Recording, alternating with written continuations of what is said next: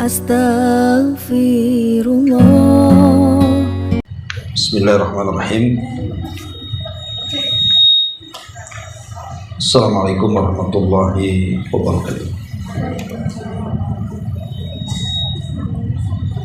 Alhamdulillah wassalatu wassalamu ala rasulillah wa ala alihi wa sahbihi wa mawalah wa la hawla wa la quwwata illa billahi wa ba'd.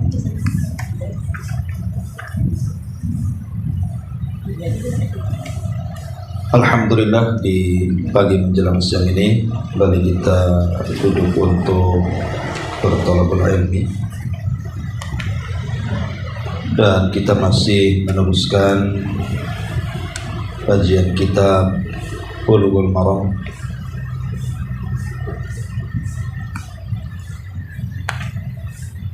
dan kita masuk pada hadis tentang Qissatu At-Tahwil.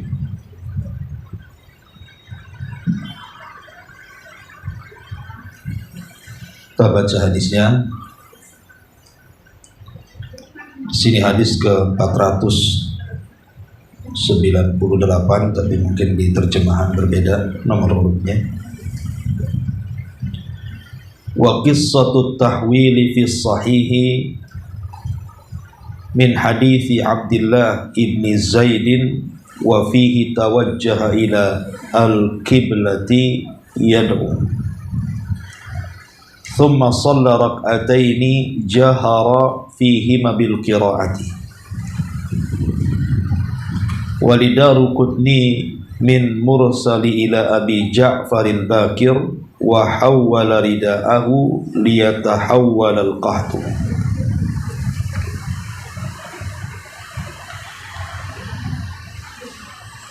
Hadis tahwil, maksudnya hadis tahwil itu pemalingan badan Nabi SAW yang tadinya menghadap manusia di belakangnya, kemudian berbalik mengarah kiblat.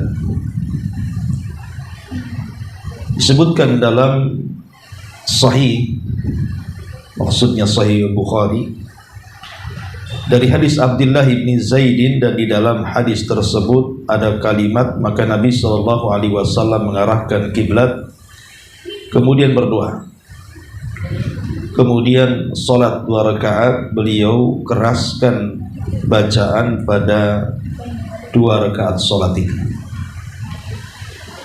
Dan dalam riwayat Daruqutni secara mursal dari Abi Ja'far al-Bakir, maka Nabi membalik kainnya untuk berharap bahwa kekeringan itu selesai. Ma'asyiral muslimat yang dimuliakan Allah Subhanahu wa taala, di dalam hadis tahwil tentang Nabi SAW membalik badan ketika menghadap jemaah pada salat istisqa, di sini ada syariat tentang pensyariatan doa itu menghadap ke arah kiblat. Pensyariatan doa bahwa Nabi SAW ketika berdoa berusaha memalingkan badannya mengarah ke dalam kiblat. Kemudian juga nanti ada perselisihan apakah kiblat doa itu ke langit, karena setiap kita berdoa kan kita menengadahkan tangan menghadap langit, ataukah doa itu memang kiblatnya sama dengan kiblat sholat. Namun kita ambil faedah dulu dari riwayat ini. Pertama, tentang disyariatkan sholat itu di tanah lapang. Jadi sholat istisqa itu sama dengan sholat id, disyariatkan dilakukan di tanah lapang. Kemudian yang kedua, dianjurkan ketika berdoa itu menghadap kiblat, karena itu salah satu bentuk diijabahnya doa.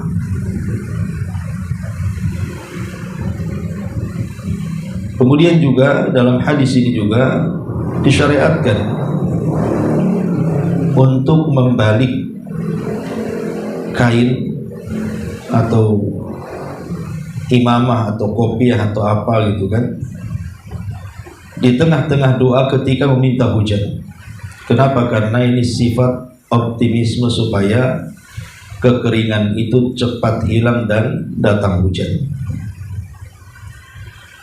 Kemudian yang keempat, dijaharkan bacaan salat istisqa sama dengan salat Jumat ataupun salat Id ataupun salat kusuf,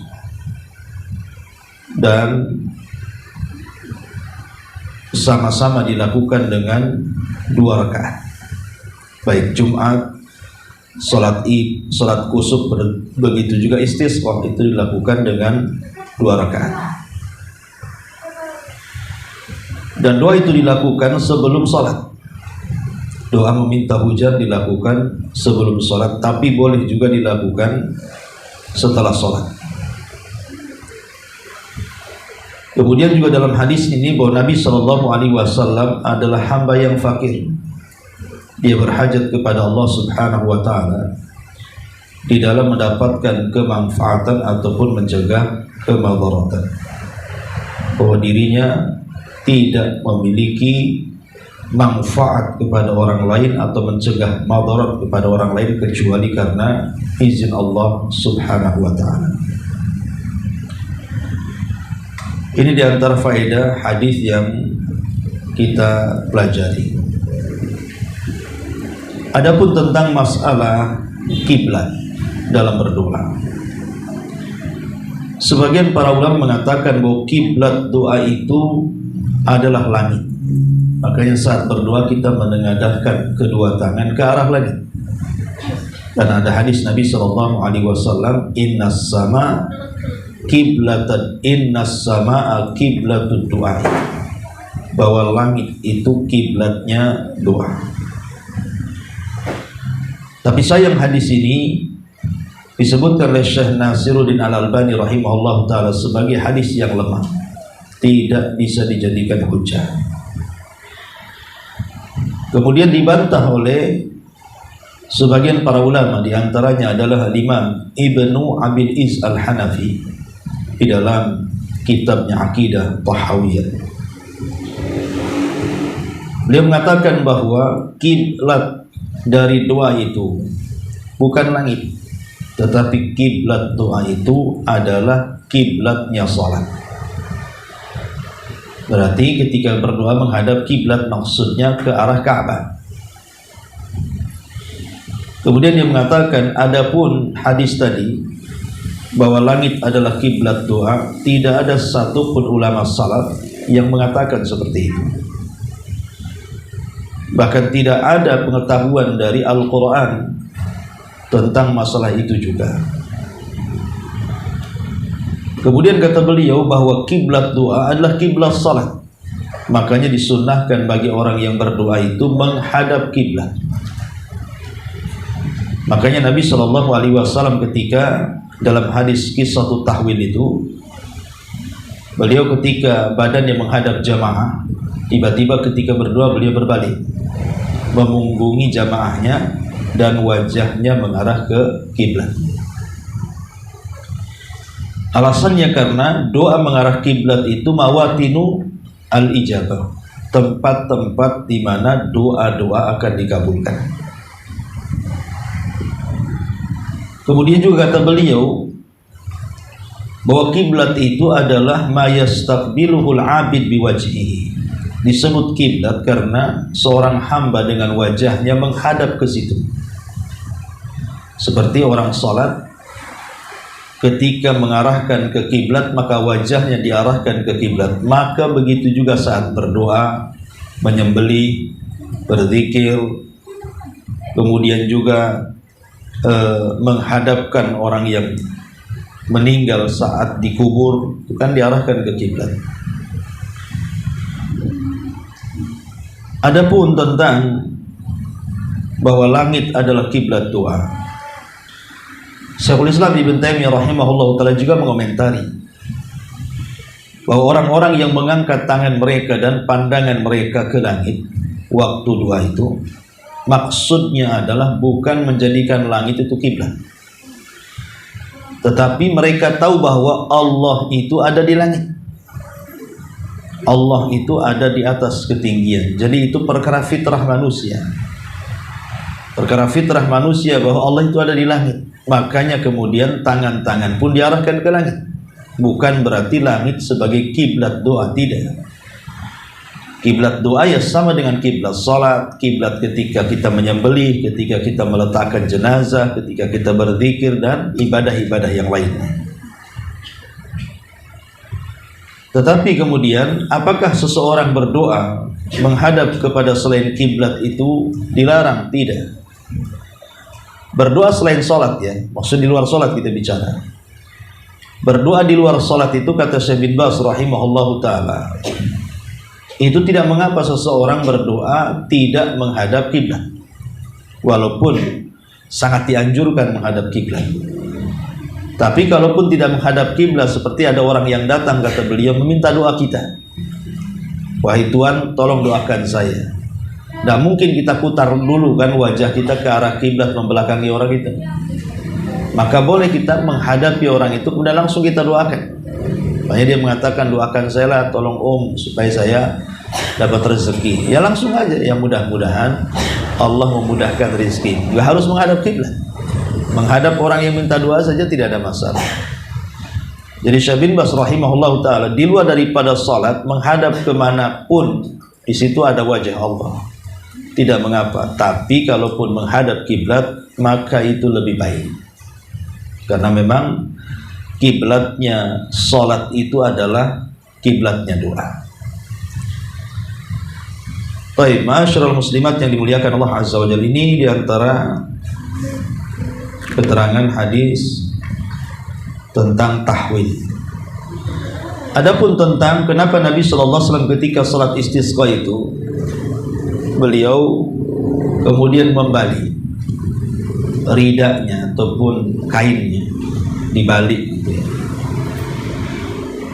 Pokoknya saya ini pakai kopiah ini, saya balik kopiahnya, kemudian baru dipakai lagi.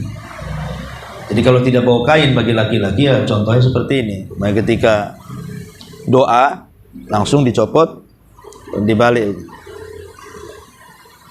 nah, kemudian dipakai. Nah, begini.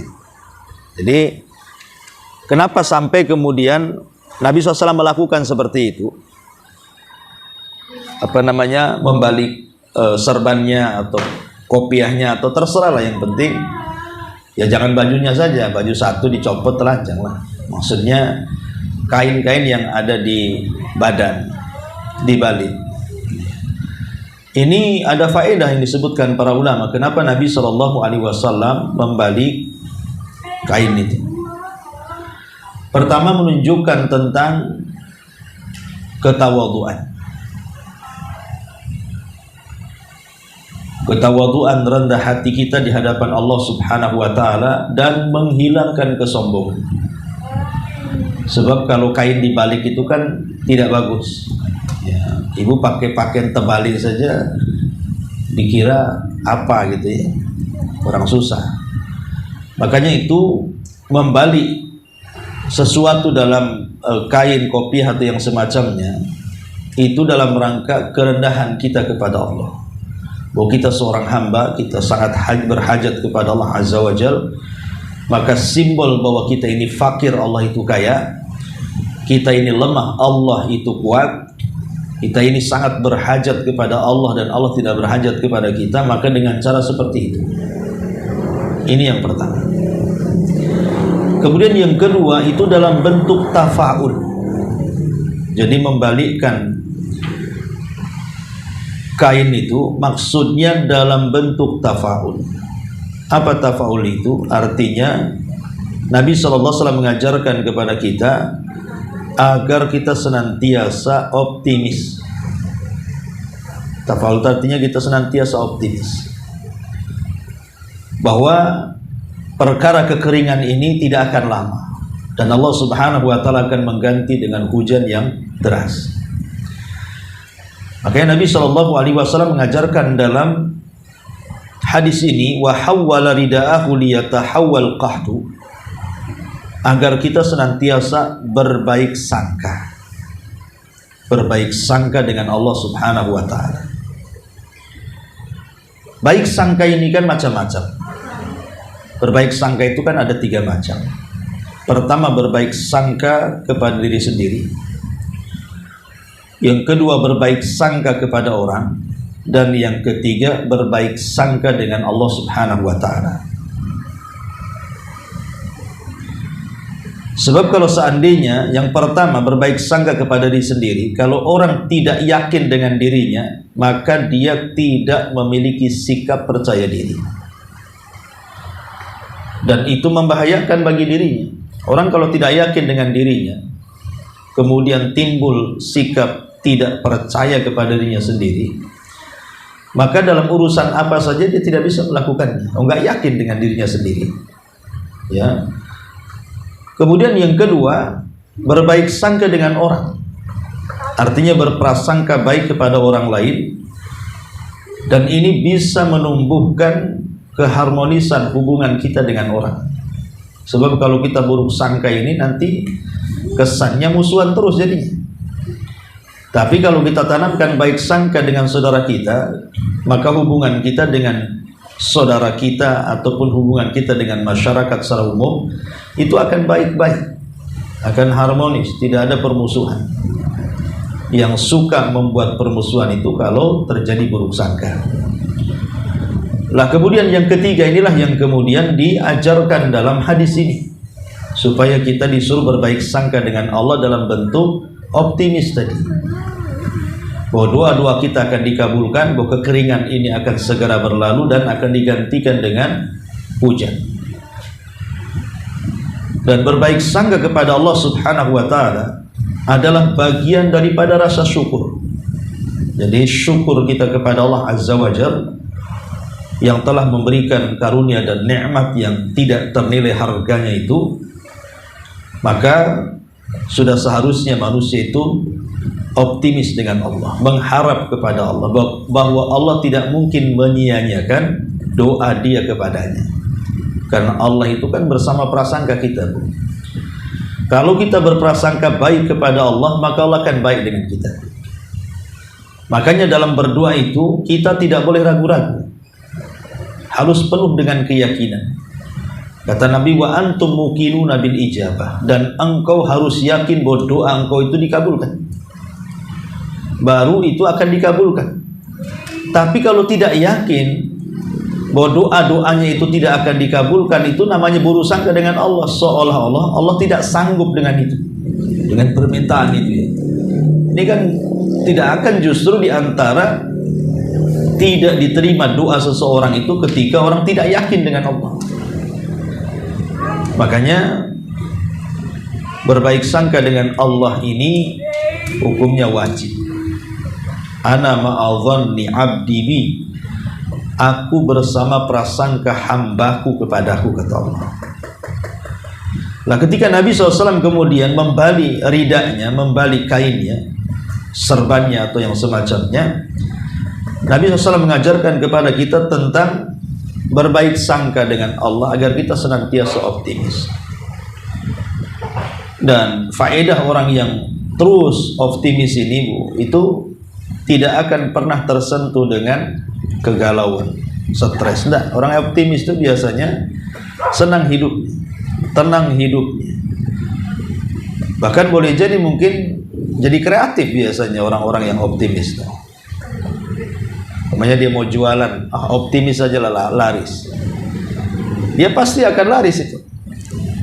Tapi kalau sudah berusaha, laku enggak, banyak orang jual bakso, nanti saya jual bakso tak laku, tak jadi dia. Ya. Jadi memang orang yang pesimis tuh ya gitu, gagal terus dalam setiap masalah. Makanya kenapa kita harus memiliki sifat tafa'ul ini, supaya terhindar dari penyesalan di kemudian hari. Kenapa dulu saya tidak buka gitu ya? Coba si anu buka laris juga gitu. Intinya bahwa di sini tafaul itu penting. Makanya ada hadis Nabi SAW Apa kata Nabi SAW? La tiyarata wa khairuha al-fa'lu. Wa mal fa'lu ya Rasulullah? Qala al-kalimatu as-salihatu yasmauha ahadukum. Kata Nabi SAW, tidak ada tiara. Tiara itu menganggap sial atau menganggap untung dengan sesuatu yang belum tentu mendatangkan manfaat dan madharat. Dan yang terbaik adalah al-fa'lu ataupun at-tafa'ul. Para sahabat bertanya, apa itu al-fa'lu wahai Rasul? Rasul mengatakan, kita mengatakan dengan kata-kata yang baik yang salah seorang di antara kalian mendengarkannya. Jadi tafaul itu berusaha kita ini tidak mengeluarkan kata-kata kecuali yang baik. Jangan sampai dalam kata-kata itu ada bentuk suudzon kita kepada Allah Subhanahu wa taala dengan mengatakan, jangan-jangan karena saya banyak dosa ini nggak dikabulkan. Jangan-jangan begini, nggak usah, yakin saja. Jangankan orang yang berdosa berdoa, iblis berdoa dikabulkan oleh Allah. Apa doanya iblis? Fa'anzirni ila yaumi yub'atsun. Ya Allah, tangguhkan umurku sampai kiamat dibangkitkan. Allah kabulkan? Kabulkan. Akhirnya iblis tidak mati-mati sampai hari ini kan, dan akan mati kelak setelah kiamat dibangkitkan sesuai dengan keinginannya. Nah, kalau iblis saja dikabulkan doanya, maka ahli maksiat tidak sekejam iblis. Maka jangan kemudian pesimis dalam berdoa. Berdoa kepada Allah Azza wa Jalla. Salah satu bentuk sifat salat istisqa itu supaya kita tertanam sifat optimis pasti akan dikabulkan dengan cara membalik selendang tadi, membelok serban dan yang semacamnya. Ini hadis yang pertama kita bahas. Kemudian hadis yang kedua,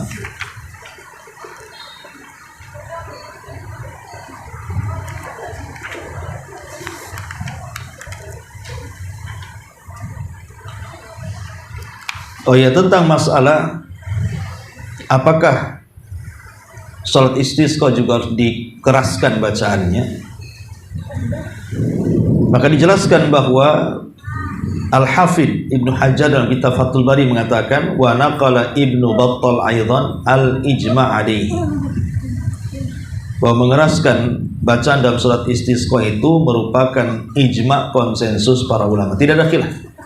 Ya, ada mengeraskan bacaan ketika salat istisqa itu. Begitu juga tentang salat istisqa di tanah lapang, dijelaskan oleh Al-Hafidh Ibnu Rajab Al-Hambali dalam kitab Fathul Bari juga, al-khuruju lis-salatil istisqa'i ilal musalla mujma' alaihi bainal ulama hatta wafaqa Syafi'i alaihi ma qawlihi innal afdala fil id an yusalla fil jami' idza wasi'ahu wa dhalika li anna al-istisqa yajtami'u lahul khalqul katsir fa huwa madinatu dhikil masjidi anhum wa yahduruhu an-nisa wa rijal wa ahlu dhimma wal bahaim wal atfal fala yasi'uhum ghairu sahra'i. Keluar untuk melaksanakan salat istisqa ke tanah lapang ada sesuatu yang disepakati para ulama.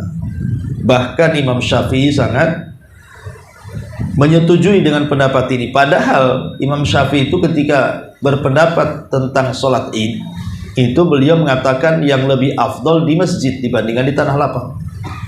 Tapi dalam salat istisqa Imam Syafi'i justru sepakat dengan pendapat orang yang melaksanakan di tanah lapang, karena istisqa ini tentu akan menghadirkan banyak orang, perempuan, laki-laki, ahlu dhimma, binatang-binatang, anak-anak dan begitu seterusnya, dan dipastikan tidak akan cukup di masjid. Sehingga Imam Syafi'i mengatakan dia sepakat dengan pendapat yang mengatakan salat istisqa itu di tanah lapang. Kemudian juga Imam Ibnu Qudamah mengatakan wa yustahabbu tahwilur rida lil imami wal ma'mum fi qauli aktsari ahli ilmi. Disunahkan membalik selendang itu bukan imam saja tapi juga makmum. Dan ini pendapat mayoritas kalangan para ulama. Jadi semua dianjurkan dan disunahkan membalik selendang. Ini diantara faedah hadis yang tadi. Kita masuk pada hadis Anas ibn Malik radhiyallahu anhu. An Anas ibn Malik radhiyallahu anhu, anna rajulan dakhala al-masjid yawm al-jum'ati wan nabiy sallallahu alaihi wasallam qa'imun yakhtub. Faqala ya Rasulullah, halakatil amwalu wa inqata'atis subul. Fad'ullaha yughithna.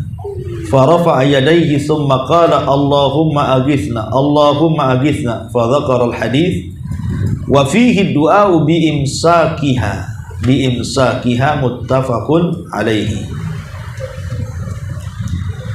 Dari Anas bin Malik radhiyallahu an, Nabi sallallahu alaihi wasallam masuk ke dalam masjid pada hari Jumat. Dan Nabi sallallahu alaihi wasallam berdiri saat khutbah. Jadi Anas bin Malik mengatakan ada seorang laki-laki masuk ke masjid pada hari Jumat dan Nabi juga sedang berkhutbah. Jadi masuknya orang ini ke dalam masjid di tengah-tengah Rasul sedang berkhutbah. Tiba-tiba kemudian Rasul sedang berkhutbah disela-sela oleh orang ini dan mengatakan, ya Rasulullah, halakatil amwalu wa inqata'atis subul. Ya Rasul, telah hancur harta-harta kami dan terputus jalan-jalan kami. Fad'ullaha yughithna. Berdoalah kepada Allah agar Allah memberikan pertolongan kepada kami. Maka Nabi SAW kemudian mengangkat kedua tangannya, menengadahkan tangan ke langit, kemudian berdoa, ya Allah, tolonglah kami. Ya Allah, tolonglah kami. Aghithna, aghithna. Maka dijelaskan oleh Anas bin Malik radhiyallahu an terusan hadis ini. Hadis ini panjang sebenarnya. Kata Anas bin Malik radhiyallahu mengatakan, fala wallahi ma nara fis samai min sahabin wala qaza'atin wa ma bainana wa baina sala'in min baiti wala darin. Qala fatala'at min wara'ihi sahabun mithla tursi falamma tawassat as-sama' al-muqbilati falamma tawassatatis sama intasarat thumma amtarat. Qala fala wallahi ma ra'ayna asy-syamsa sabtan. Ketika Nabi SAW mengatakan Allahumma aghithna, ya Allah tolong kami, ya Allah tolong kami, itu hujani kami, hujani kami. Maka tiba-tiba Anas bin Malik mengatakan, pada awalnya saya melihat awan, tapi awan itu biasa saja. Tapi lama-kelamaan kemudian datang angin membawa awan berwarna hitam, kemudian menyebar. Kemudian terjadi hujan yang sangat deras sekali. Dan hujan ini berlangsung sampai 1 minggu, tidak berhenti. Bayangkan hujan 1 minggu gak berhenti, apa gak banjir? Batam saja 2 hari hujan terus-terusan, banjir di mana-mana, apalagi Jakarta. Sehingga kemudian yang tadinya desa orang yang meminta supaya Rasul mendoakan desanya dihujani tenggelam dengan air hujan. Tadinya kekeringan jadi tenggelam jadinya, banjir di mana-mana. Akhirnya Jumat berikutnya orang ini datang lagi dan Nabi SAW sedang berkhutbah juga. Kata orang ini, ya Rasulullah, fad'ullah an yumsikaha anna. Rasul, kalau minggu kemarin saya meminta engkau berdoa kepada Allah agar Allah menurunkan hujan kepada kami. Sekarang berdoalah kepada Allah agar Allah hentikan hujan yang menghujani kami. Jadi kemarin minta hujan, sekarang minta dihentikan. Karena tak ada berhenti-berhenti 1 minggu hujan itu. Sampai akhirnya banjir di mana-mana. Maka orang ini mengatakan, ya Rasulullah, mintalah kepada Allah agar Allah menghentikan hujannya. Maka Nabi SAW kemudian mengangkat kedua tangan lagi, kemudian mengatakan, Allahumma hawalaina wa la alaina. Allahumma alal akam wa tirab wa butunil awdiyati wa manabiti syajari. Maka Rasul mengatakan, ya Allah, berilah manfaat dengan hujan yang kau turunkan kepada kami dan tidak membahayakan. Kalau sekiranya engkau mau, maka pindahkanlah hujan itu ke tebing-tebing, ke lembah-lembah, ke tempat-tempat yang banyak tumbuh pohon di situ, ke tempat-tempat yang lainnya. Jadi Nabi SAW meminta kepada Allah agar dipindahkan, bukan dihentikan, tapi dipindahkan hujan itu ke tempat lain. Maka kemudian ketika Arab Badu ini keluar, maka dilihatnya desanya sudah tidak turun hujan lagi. Nah, ini kisah ini memang cukup panjang, sebutkan dalam riwayat Anas bin Malik radhiyallahu anhu. Apa faedah dari kisah tentang hujan deras di zaman Rasul ini sampai membuat banjir selama 1 pekan gitu ya? Kemudian dihentikan oleh Allah Subhanahu wa taala hujan tersebut karena orang-orang itu meminta kepada Rasul untuk berdoa dan meminta supaya hujan itu dihentikan. Hadis ini ada beberapa faedah. Yang pertama, tentang pentingnya mengambil sebab. Pentingnya mengambil sebab dalam doa. Anna fi'lal asbabi li talabi rizqi minad doa. Bahwa melakukan sebab untuk mencari rizki ini bagian daripada doa, dan ini tidak menafikan tawakal. Seperti orang ini. Jadi orang ini datang jauh-jauh kepada Nabi SAW berjalan kaki untuk menghabarkan desanya kekeringan. Jadi tidak cukup mereka orang-orang desa itu berdoa kepada Allah Subhanahu wa taala, tapi orang ini diutus oleh desanya untuk datang kepada Rasul minta supaya didoakan, dan ini bagian daripada usaha. Usaha itu artinya melangkahkan kaki, bukan tawakal dengan Allah Azza wa Jalla. Tidak, bahkan tawakal itu akan kurang kalau tidak mengambil sebab. Jadi mengambil sebab itu bagian daripada menyempurnakan doa dan tawakal. Karena tidak mungkin orang berdoa itu akan dikabulkan kecuali mengambil sebab. Ya. Contoh mamanya ibu pengen rumah, tiap hari datang ke masjid, ya Allah, rumah ya Allah, rumah ya Allah, nggak bisa. Tetap aja rumah orang kontrak itu. Ya doa tetap, tapi ibu juga harus ada usaha. Ya entah buka warung, buka apa kan. Selain juga kita juga berdoa, ada upaya supaya dengan doa itu Allah Subhanahu wa taala lirik apa upaya kita, apa usaha kita. Nanti usaha itu akan Allah mudahkan sesuai dengan keinginan kita. Itu namanya akhdhu bil asbab. Dan ini diajarkan Rasul saat peristiwa hijrah. Kenapa Nabi SAW tidak pakai buruk saja? Supaya dia tidak dikejar-kejar orang-orang Quraisy, kan sebentar aja buruk itu. Mungkin secepat kilat tahu-tahu sudah sampai di Madinah. Tapi Rasul tidak menggunakan buruk dan tidak meminta kepada Allah buruk. Rasul tetap kemudian harus melewati perkara-perkara yang menakutkan dan hampir terjadi pembunuhan. Karena tahu bahwa niat besar itu juga harus ada perjuangan besar. Niat Rasul itu besar di Madinah, ingin membuat daulah Islamiyah itu kan perkara besar. Maka niat yang besar itu pengorbanannya pun harus besar. Maka dengan cara itulah Rasul mengambil sebab. Ya, mengambil sebab untuk mendapatkan keinginan terbesarnya menyebarkan Islam di permukaan bumi.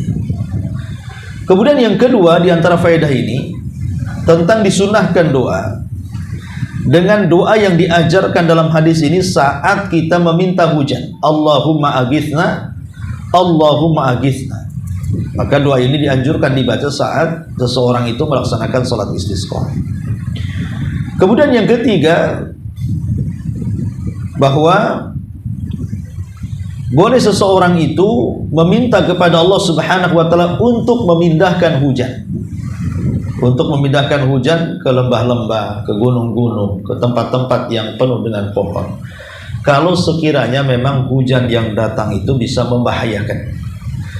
Nampak ini hujan angin ini, sudah pada terbang, kemudian juga sudah mulai banjir. Segera berdoa dengan doa ini. Allahumma hawalaina wala alaina tadi.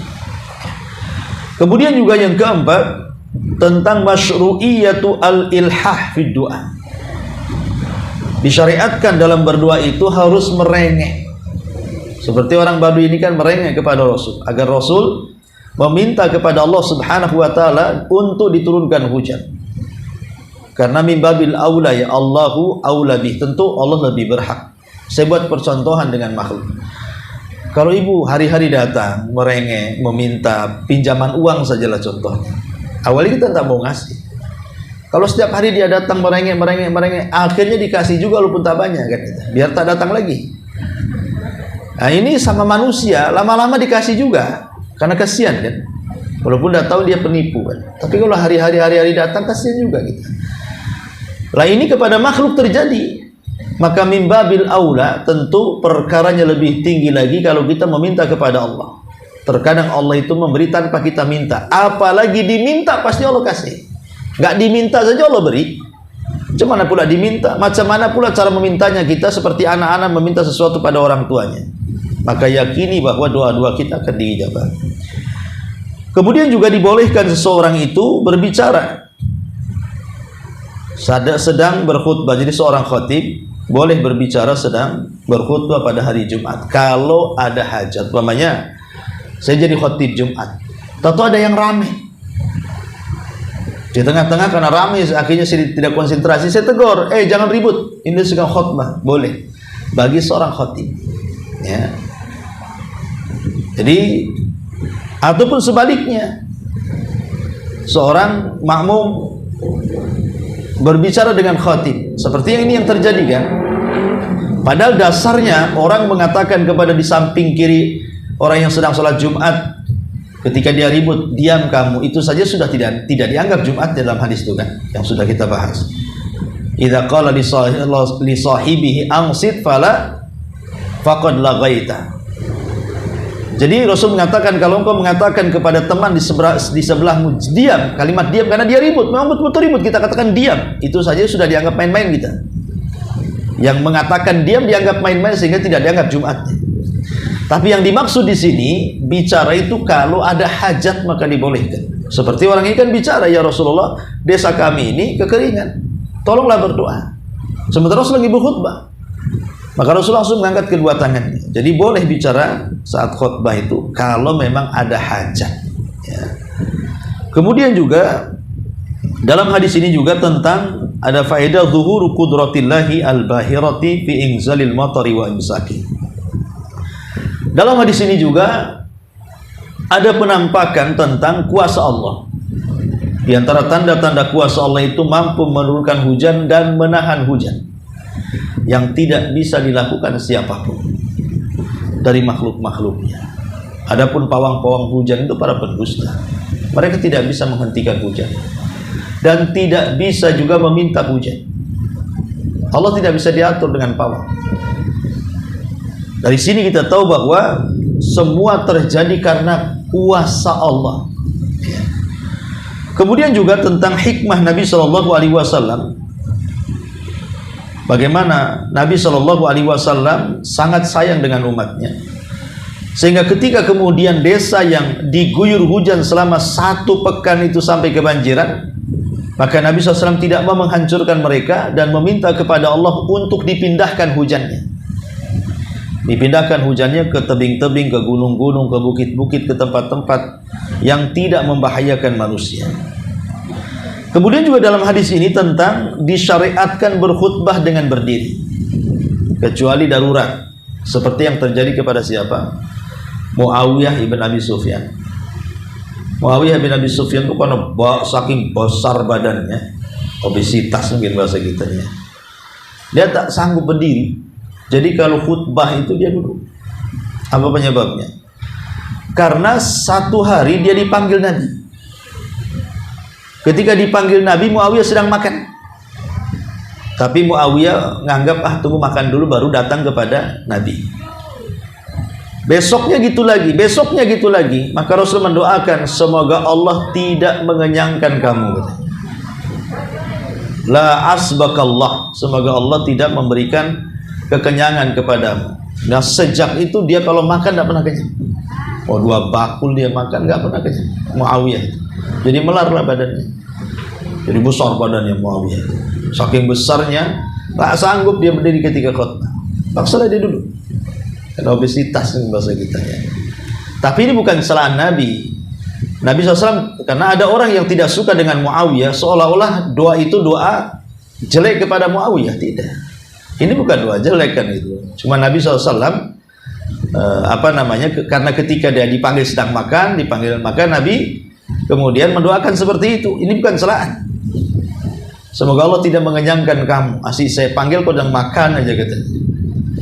Akhirnya memang tidak dikenyangkan Muawiyah bin Abi Sufyan. Makanya ketika jadi khalifah pertama dalam sebuah kerajaan, karena kan sebelumnya Khulafaur Rasyidin dari Abu Bakar, Umar, Utsman, Ali sampai kepada Hasan putra Ali.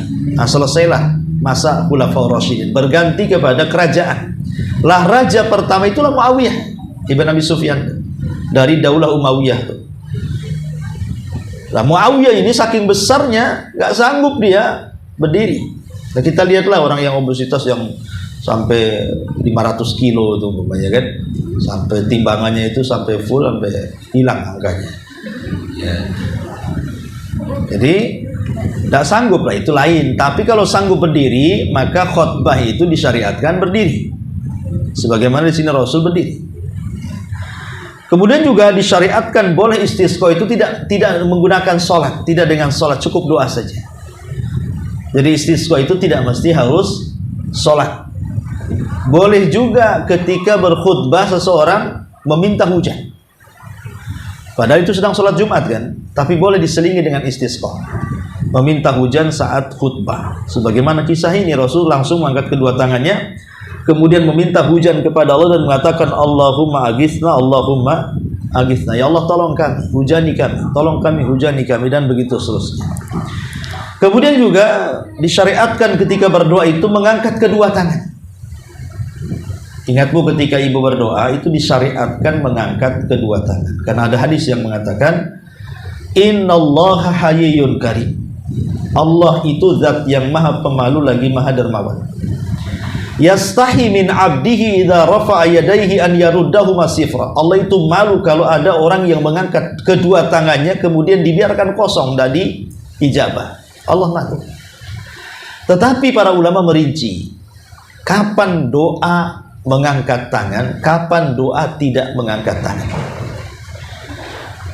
Doa itu terbagi menjadi dua, ada yang disebut dengan doaul ibadah dan ada yang disebut dengan doaul mas'alati. Doaul ibadati dan doaul mas'alati. Pertama, doa ibadah. Doa ibadah itu maksudnya doa yang bersifat rutinitas, yang dibaca itu saja. Itu namanya doa ibadah. Seperti ibu habis sholat, kan itu aja yang dibaca.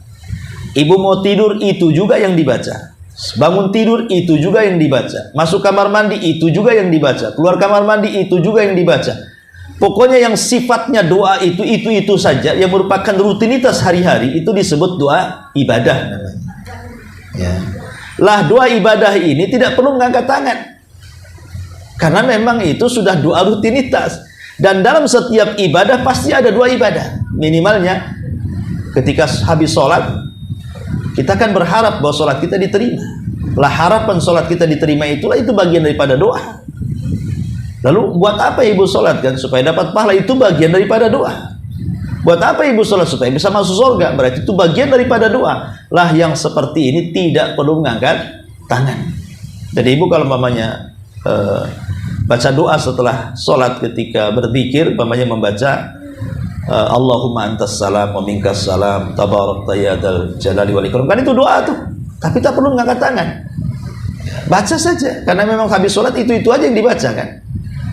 Lah itu disebut doa ibadah. Doa ibadah itu tidak dianjurkan mengangkat tangan. Kemudian yang kedua, ada yang disebut dengan doaul mas'alati. Doa masalah itulah doa ketika ibu punya hajat. Ibu hajat apa? Penyakitan pengen sembuh, atau anak sakit pengen sembuh, suami sedang usaha pengen lancar, ada masalah keluarga pengen diselesaikan, atau masalah apa saja, namanya doa masalah. Jadi berdoa ketika datang masalah. Lah inilah yang disyariatkan mengangkat kedua tangan. Jadi kalau ibu banyak masalah apa saja ingin diselesaikan, maka angkatlah tangan. Semakin berat masalahnya, maka semakin tinggi mengangkat tangannya. Seperti Rasul ketika sholat istisqa itu sampai ketiaknya kelihatan, karena beliau memang sedang melakukan istighatsah, meminta pertolongan kepada Allah supaya Allah menghentikan kekeringan dengan diturunkan hujan. Jadi doa itu ada dua, doa ibadah dan doa masalah. Yang disyariatkan mengangkat tangan itu pada doa masalah, ya, pada doa masalah. Contoh mamanya ibu sholat wajib, sholat duhur nih, habis sholat duhur ibu baca dulu doa-doa yang diajarkan setelah sholat dan wirid-wirid itu. Kemudian ibu sholat sunnah, selepas sholat sunnah ibu angkat, nah itulah minta kepada Allah supaya masalah ibu diselesaikan. Jadi yang habis sholat wajib tidak perlu mengangkat tangan. Yang habis sholat sunnah, kalau ibu ingin berdoa dengan doa masalah, itulah disyariatkan mengangkat tangan. Yang Rasul katakan Allah itu malu kalau ada hambanya ketika mengangkat kedua tangan tidak dikabulkan. Ini juga diantara faedah. Kemudian juga diantara faedahnya, ayatu min ayatin Nabi SAW wa karamatihi ad-dalati ala nubuwatihi. Di dalam kisah ini juga ada tanda-tanda kuasa Allah dan karamah-karamah yang Allah anugerahkan kepada manusia dan menunjukkan tentang kenabian. Nabi SAW ketika sekali berdoa turun hujan, dan ini tidak bisa dilakukan kecuali seorang nabi, dan itu bentuk mukjizat atau memang para wali yang diberikan karamah, ya. Inilah diantara faedah hadis ini, bahwa kemudian juga ada faedah di sini tentang disunahkan bagi imam ketika hari Jumat untuk berkhutbah, karena Rasul dialah yang khutbah, dialah yang imam. Ibnu Qudamah mengatakan, wa idza kathura al-mataru bihaitsu yadhurruhum aw miyahul uyuni da'aw Allah ta'ala an yukhaffifahu wa yasrifa anhum madarratahu wa yaj'alahu fi amakinatan fa la tadhur kadu'ain Nabi sallallahu alaihi wasallam. Apabila hujan terus-terusan, tidak berhenti sampai bisa membahayakan, maka berdoalah kepada Allah agar dikurangi hujannya ataupun dipindah ke tempat-tempat yang tidak memadaratkan dan bisa bermanfaat untuk tempat itu, seperti gunung-gunung, bukit-bukit, hutan-hutan dan yang semacamnya. Kemudian juga di sini dijelaskan disunahkan talabu inqita'il matari 'alal manazil.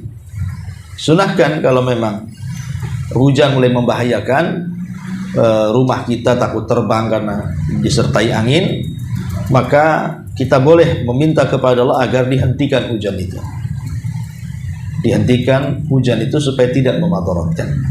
Nah, ini juga diantara faedah tentang hadis Anas Ibnu Malik radhiyallahu anhu.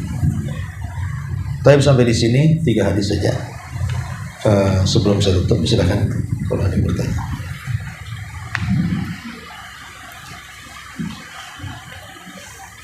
Assalamualaikum warahmatullahi wabarakatuh. Waalaikumsalam. Ustaz, tadi yang dijelaskan Imam Qudamah yang mensunahkan agar membalikkan selendang untuk agar segera doanya ketika meminta hujan itu segera dijawab oleh Allah Subhanahu wa Ta'ala. Dan yang menjadi pertanyaan adalah, apakah boleh bagi wanita dia membalikkan selendangnya itu dari rumah ketika akan berangkat sholat ke lapangan? Ya, alhamdulillah. Membalik selendang atau pakaian atau apa itu disunahkan di waktu sholat, di waktu sudah masuk ritual sholat. Adapun dari rumah, kita disunahkan untuk memakai pakaian-pakaian yang sederhana, yang tidak terkesan adanya kemewahan dan kemegahan. Ya, carilah pakaian-pakaian yang udah lama, tapi ya jangan yang robek-robek juga lah. Artinya pakaian-pakaian yang sederhana, jangan yang mewah-mewah, biasa saja. Ya, nggak usah dandan juga. Ini mau sholat istisqa dandan cantik-cantik. Ibu mau ngapain kan itu? Mau mejeng di situ. Jadi kalau istisqa itu memang harus menunjukkan kita ini memang berhajat dengan Allah. Kita ini fakir, ya gunakanlah yang tadinya biasa pakai perhiasan, copot semua perhiasan. Nggak usah berdandan, pakai pakaian biasa saja untuk menunjukkan kita ini orang susah, ditampakkan kesusahan kita di hadapan Allah. Bukan berpura-pura, tidak. Ini hanya memang betul-betul kita ini sedang berhajat. Memang itu etikanya seperti itu. Menunjukkan kita ini lemah, kita ini hamba, kita ini orang yang tidak sanggup apa-apa tanpa pertolongan Allah. Maka dengan cara seperti itu. Dan kalau bisa dari rumah itu sudah disediakan selendang lain. Jadi selain daripada pakaian yang kita pakai itu, bawa juga lah selendang. Ya, selendang nanti untuk dibalik saat pelaksanaan sholat, gitu maksudnya. Kan kita sudah tahu mau istisqa nih. Sediakan saja itu, bawa. Supaya ketika di tanah lapang kita bisa melakukan sunnah seperti itu, gitu maksudnya. Jangan sampai di tanah lapang bingung, akhirnya membalik cadar pula. Ya, nanti nampak wajahnya. Ya. Jadi sudah disiapin dari rumah sebisa mungkin seperti itu. Atau laki-laki juga sama gitu. Ya minimalnya bawa kopiah lah sehingga bisa dibalik kopiahnya, atau bawa surban sehingga dibalik sorbannya. Karena itu bagian daripada ritual sholat istisqa. Jadi kita harus paham apa saja yang kita siapkan. Nggak main datang itu saja. Karena beda sholat istisqa ini dengan sholat-sholat yang lainnya. Karena ada syariat pembalikan rida tadi, kain tadi. Jadi berarti sudah disiapkan di rumah. Tapi kan kalau orang Arab, biasa mereka pakai serban kan masalahnya. Sehingga mereka bisa balik saja begitu serbannya. Karena sorban bagi orang Arab itu bukan syariat, dia adat. Ingat ya, sorban bagi orang Arab itu bukan ibadah, bukan syariat, tapi adat. Karena sorban itu multifungsi, bisa untuk menahan panas, menahan debu, menahan dingin, dan begitu seterusnya. Kalau di sana nggak pakai sorban musim panas, apa tegak terbakar tuh kepala tuh, nggak disorbani. Musim panas nggak tusuk-tusuk, musim debu apa penuh debu tuh. Jadi sorban itu kebutuhan bagi mereka. Menjadi ibadah itu kalau niat, ya Allah saya ingin seperti Nabi, Nabi pakai sorban saya ingin seperti Nabi, itu niat ingin seperti Nabinya dapat pahala, bukan karena zat serbannya. Karena serban itu adat istiadat sana. Jadi itu yang harus dipahami. Jadi kalau bisa disiapin semuanya. Wallahu a'lam. Izin Ustaz. Iya. Ini terkait dengan yang tadi Ustaz sebutkan doa masalah itu Ustaz. Iya. Tadi Ustaz sebutkan kan dilakukan setelah sholat sunnah. Iya. Sementara kan biasanya kita tuh melakukan doa masalah itu setelah sholat wajib Ustaz. Ini gimana? Ya, alhamdulillah. Setelah sholat wajib tidak ada masalah, tapi selesaikan dulu wirid yang diajarkan Nabi. Selesaikan dulu wirid itu, baru kemudian kita berdoa. Ya, kenapa kemudian saya anjurkan setelah sholat sunnah itu? Karena sholat sunnah itu kan tidak ada wirid habisnya. Di sholat sunnah kan nggak ada wirid, sehingga kita bisa berdoa di situ dengan doa yang panjang kan. Habis sholat sunnah kan panjang waktunya. Nah, tapi kalau habis sholat wajib itu nanti terbentur dengan sholat sunnah rawatib. Kalau kita lama doa nanti lupa pula rawatibnya. Makanya wirid, habis wirid cepat ba'diyah supaya nggak ketinggalan ba'diyahnya. Nah nanti habis ba'diyah itulah kita berdoa. Dan supaya dibedakan mana doa ibadah, mana doa masalah. Sama dengan ketika sholat wajib dengan sholat sunnah, kita disuruh bergerak sedikit supaya dibedakan mana sunnah, mana wajib. Makanya geser. Ibu ini kalau di sejadah nih, ya habis sholat maghrib otomatis kan ada ba'diyah sholat tuh, ibu geser sedikit aja 5 cm, nggak apa-apa lah, 7 cm, geser aja atau maju atau mundur terserah, untuk membedakan yang tadi pertama sholat wajib, ini sholat sunnah. Sama juga dengan doa tadi. Doa ibadah dengan masalah supaya dibedakan. Kalau habis sholat wajib ini doa ibadah, dan itu ya. Kalau habis sholat sunnah ini doa masalah. Ya tidak ada anjuran harus habis sholat sunnah. Selepas doa-doa yang kita dianjurkan dibaca habis sholat wajib juga nggak ada masalah. Ataupun mungkin dia tidak sama sekali, jarang melaksanakan ba'diyah umpamanya, ya tidak ada masalah. Cuman kan baiknya biar waktunya juga panjang, maka lakukanlah selepas sholat sunnah. Karena kan doa masalah ini itu kan banyak adab-adab yang harus kita lakukan, seperti memuji Allah, bersalawat kepada Nabi, kemudian menyebut-nyebut Asmaul Husna, kan itu banyak adab-adabnya. Maksudnya supaya dikabulkan. Baca doa Nabi Yunus umpamanya kan. Ya, nggak langsung. Kesalahan kita ini kalau doa masalah itu langsung minta, itu masalahnya. Nggak, proses adabnya itu tidak ada. Langsung minta, ya Allah saya lagi susah. Ya semua susah juga. Tapi kan harus ada adabnya. Lah adab-adab inilah justru sebenarnya mempercepat pekabulan tadi. Seperti membaca Asmaul Husna yang sesuai dengan doa yang kita minta. Kalau kita minta anak ya Wahhab, kalau kita minta rezeki ya Razak, kalau kita minta diampuni ya Ghafar, dan begitu seterusnya. Bahkan sebagian para ulama mengatakan ketika membahas Ismul A'zam, apa sih Ismul A'zam itu? Nama Allah yang agung yang kalau kita baca akan dikabulkan. Salah satunya ulama berpendapat bahwa Ismul A'zam adalah nama Allah yang dibaca ketika seseorang minta dalam doa masalah sesuai dengan hajatnya. Itulah Ismul A'zam. Meminta kepada Allah dengan menyebut namanya yang sesuai dengan hajatnya. Kalau kita minta rizki, ya kita katakan ya Razzaq, berarti itulah Ismul A'zamnya. Ya, kalau kita minta supaya dilembutkan karena keras, ya Rahman, ya Rahim, itulah Ismul A'zamnya. Kalau kita minta anak, ya Wahhab. Kalau kita minta diampuni, ya Ghafar, itulah Ismul A'zam, dan begitu seterusnya. Ya, jadi memang dalam doa masalah ini memang ada adab-adab yang panjang itu. Makanya dilakukan kalau sholat sunnah kan enak tuh, waktunya panjang. Ya. Wallahu a'lam. Iya.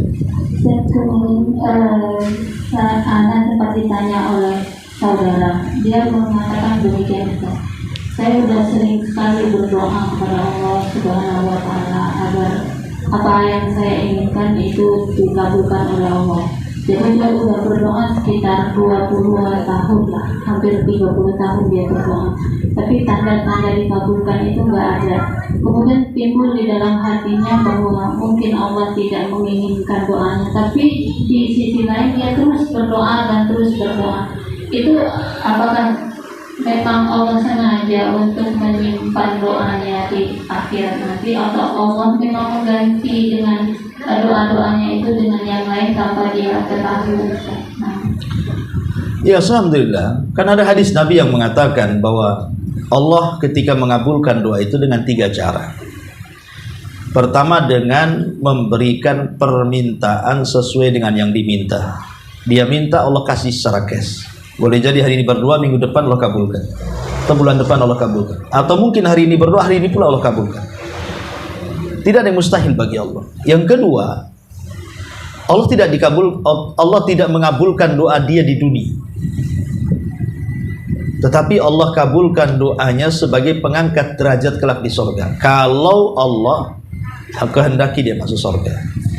Kemudian yang ketiga, dikabulkannya dengan cara berbeda. Allah kabulkan dengan cara berbeda, itu artinya Allah tidak kabulkan dengan pengabulan yang sesuai dengan yang diminta, tapi justru Allah kebalikannya, mengabulkannya.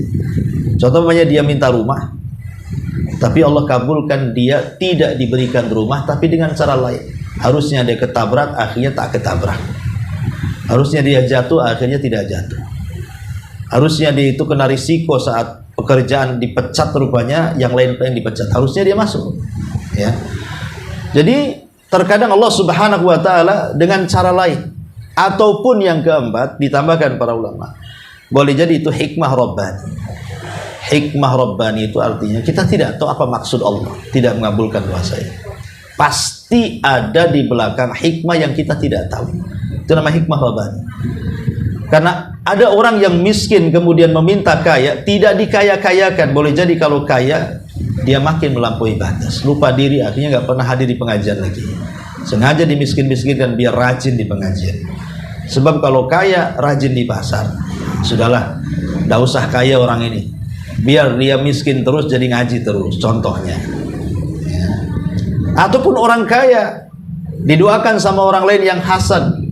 Ya Allah, si anu tuh kaya, terus miskinkanlah biar dia rasakan apa yang aku rasakan juga. Tapi Allah nggak buat dia miskin, tetap aja malah melonjak kekayaannya. Boleh jadi kalau seandainya dia miskin, dia bisa kufur.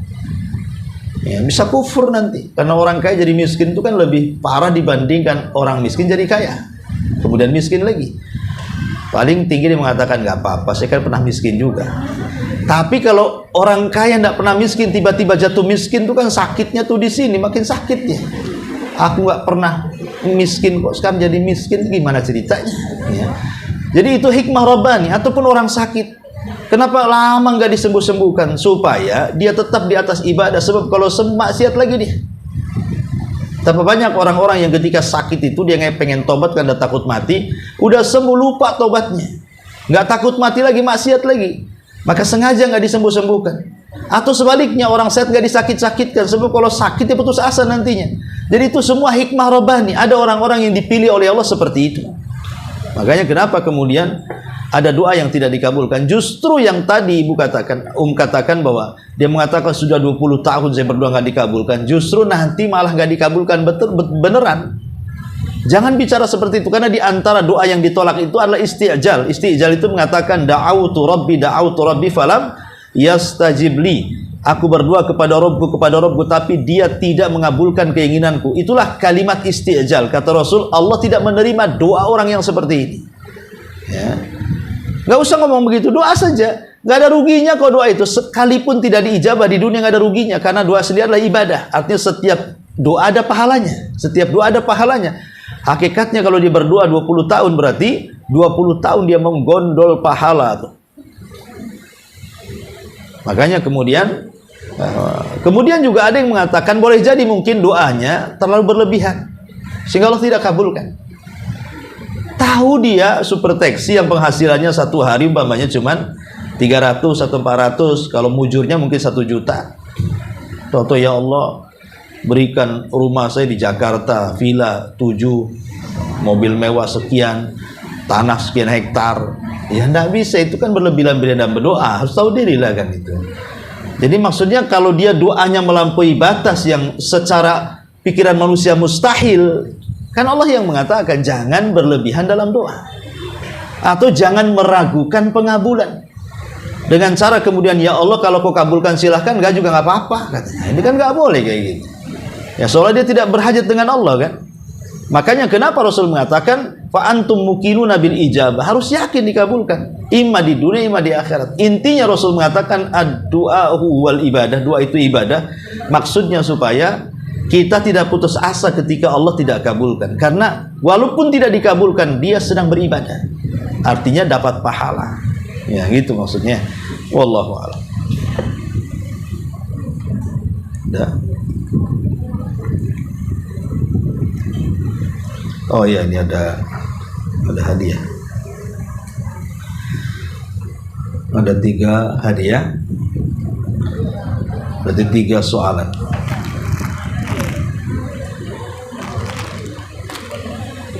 Soalan pertama tentang hadis pertama tadi, hadis tentang tahwil, di mana Nabi SAW menghadap ke makmum, tiba-tiba kemudian membelakangi makmum dan menghadap kiblat. Ya. Sekarang kiblat doa itu langit ataukah kiblat sholat, dan sebutkan satu alasannya. Silakan. Kenapa kiblat doa itu adalah kiblat sholat dan bukan langit? Sebutkan alasannya. Bismillahirrahmanirrahim. Karena alasannya menghadapi kiblat, karena kiblat adalah tempat-tempat doa dikabulkan. Sementara langit itu bukan menjadikan langit kiblat, tetapi Allah berada di atas langit, dan maka tangan kita bisa saling berdoa. Iya, itu secara fitrah memang ke langit. Masya Allah, dapat sifat sholat Nabi. Fadhal. Pertanyaan yang kedua,